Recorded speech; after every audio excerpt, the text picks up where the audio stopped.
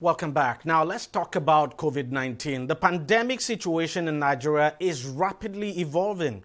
With increasing cases and bed spaces running out, the new phase of case management may now be shifting to homes. Of course, the Lagos State government has already said it is considering home care treatment for patients with mild symptoms. But the question is, how effective will this be for the containment of the disease? All right, I'm now being joined on the program by Dr. Tuyi Mebaudu to help us make some sense of this issue. Doc, how dangerous is it? Let me put it that way now. How dangerous, I don't know if danger now is the right word to use, but how dangerous is it that we're now moving to home care management of COVID-19 cases? For me, I've been trying to look at the guidelines for this home care management of COVID-19. Now, let's look at Lagos. Lagos population, 20-something million or 20 million. You can be rest assured that there are more, two-thirds of Lagos, as much as 40 to 60% of Lagos, dwellers are in slums. The dwelling is in slums. In the slum, you have people that are staying like 5, 6, 10, 20 in a room. No sanitary condition, no hygiene, no sanitation, no water supply. And then now you are transferring these people to such community and such house for home management. Now the big question is this. What do you do in home management? They have to stay in a room. They have to be alone inside that room. They have to use a different toilet. They have to use different utensils. Who's going to take charge of them? They have to maintain hygiene and sanitation, maintain social distancing, and then they have to use personal protective equipment if you have to manage people at home. Who is going to be the caregiver in that situation? So now, what is the rationale? How feasible is it for you to transfer people from a certain isolation setting or a care or structured hospital setting into home? Where is the home? Well, maybe you have to define the kind of home that can manage patients, that can manage cases at home. You have to divide that kind of home. How many types of that home do you see in a place like Lagos, for instance? Now, who will monitor? Have you trained anybody to carry out that home management? Have you trained any caregiver? Where is the doctor? How do they recognize danger signs and danger signal? So again, this thing is so nebulous. It's very unclear about this home management. But I tell you, as I haven't moved to a strict community transmission, is going to be a huge challenge, a huge problem to manage a place in a slum city, to manage any client of COVID-19 in a slum city like Lagos. But what does the government do now? Because truth is that healthcare facilities are getting overwhelmed. I mean, the number of patients fast outpacing the number of bed space we have.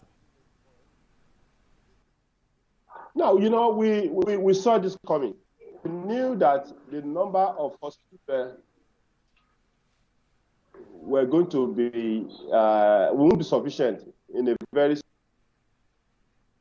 The question you need to ask is that, has government maximized the number of health facilities in a center, in the states, for instance? Now, look at Lagos State has about 1,300 doctors working. The doctor-patient ratio is like 35 to 100,000. The number of pharmacists is like 18 or about 12 to 100,000, and the nurses about 88 to 100,000.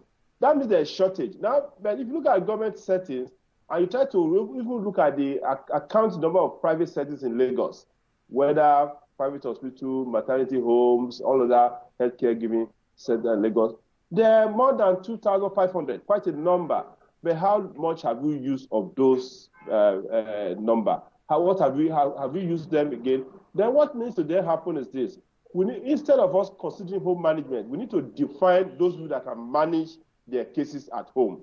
We have to structure it and do a triage in such a way that if your home meets certain criteria, which government should spell out, then it's possible for them to say, okay, let's manage you at home. Then while managing you at home, we set out criteria, clear criteria for you to know that this patient, when you see breathing going this fast, when you see this kind of signs, when the patient cannot just vomiting, please inform us. There must be a method of monitoring on a daily basis by certified health personnel, all those patients are being monitored at home. If you can't monitor them, then you will worsen the community transmission of the virus within the home life.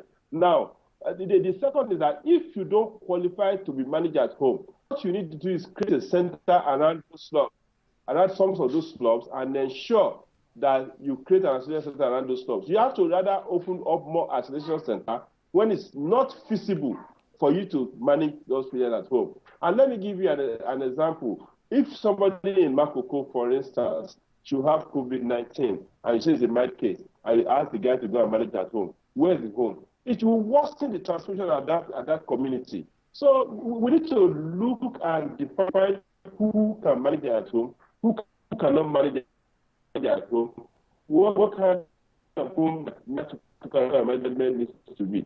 But rather, I think we should be deepening our prevention mechanisms, especially those to set the community to manage at home when there's no home to stay, it's going to be counterproductive. Dr. Timebaudu, thank you very much for joining us on the program. Thank you, DEJI. We'll take a short break and we'll be right back to continue the discussion on this subject.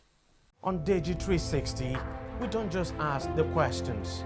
What is wrong with amending the Constitution the way the National Assembly members have been doing it? We seek answers. Constitution is constituent. Our problem is not lack of laws. Our problem is lack of the willpower to implement our laws. Answers that provide clarity. While we negotiate, we should try to make it a point that the girls must be complete. The clarity you need to make informed judgment so that you can make the right decision and take action. People are saying it is you politicians that are responsible for this, that you are the reason why this is happening. All these dollars that call themselves governors in this country. I wish we had people like Tony at the National Assembly. God forbid that I go to join that ballot.